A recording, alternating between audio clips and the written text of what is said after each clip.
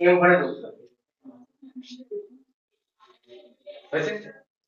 এবার এর উপর একটা এফ বল প্রয়োগ করা হলো, যার ফলে এই এম ভরের বস্তুটা এস পরিমাণ সরণ হয়েছে। তাহলে কোন বস্তুর উপর যখন কোন বল প্রয়োগ করা হয় এবং তার ফলে বস্তুটি সরণ হয় তখন কি বলা হবে যে বস্তুটা কিছুটা কার্য করে। তাহলে এই কার্য বা ডাব্লিউ,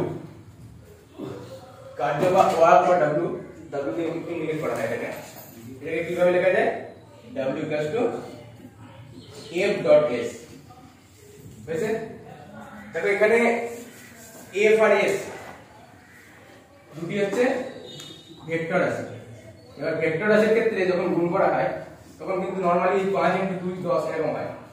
ভেক্টর রাশির গুণের দুটো নিয়ম আছে মেইনলি, একটা হচ্ছে ক্রস প্রোডাক্ট, একটা হচ্ছে ডট প্রোডাক্ট। তাহলে যখন আমি ক্রস প্রোডাক্ট নেব দুটো ভেক্টরের তখন সেটা হবে কি এফ এস sin থিটা।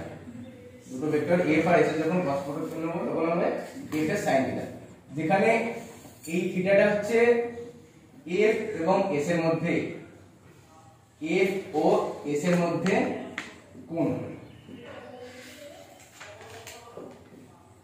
মানে সাপোজ এখানে ধরো এরকম এফ আছে আর এখানে ধরো এস আছে, তাহলে এই এফ আর এস এর মধ্যে কোণ হচ্ছে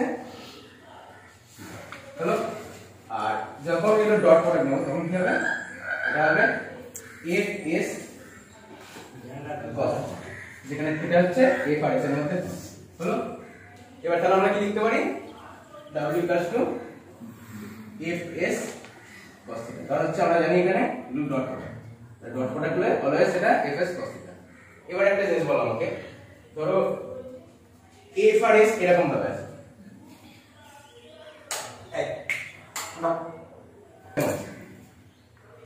তাহলে এই এফ আর এস এর মধ্যে অ্যাঙ্গেল কত, 90 ডিগ্রি হলো। তাহলে তুমি যখন এখানে 90 ডিগ্রি পুট করবে কত, তাহলে তাই দেখো এফ আর এস আর cos 90 হলো।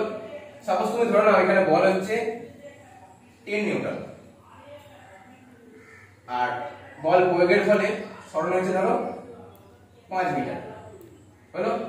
তাহলে তুমি এখানে এফ এর মান পুট করে দাও, এফ এর মান পুট করো 10, তার সঙ্গে সরণ হচ্ছে 5, দুটোই এসআই আছে, কোনো কনভার্সন করার প্রয়োজন নেই। এবার এখানে cos 90 এর ভ্যালু কত, cos 90 এর ভ্যালু হচ্ছে 0। তাহলে দেখো আলটিমেট এর প্রোডাক্টটা কি হয়ে গেল, 0 হয়ে গেল। মানে বলের আর সরণের ভ্যালু থাকা সত্ত্বেও যেহেতু cos এর ভ্যালু 0, তাহলে সেই ক্ষেত্রে আলটিমেট ভ্যালুটা কি দাঁড়ালো, ওয়ার্কের বা কার্যের 0 দাঁড়ালো। ঠিক আছে।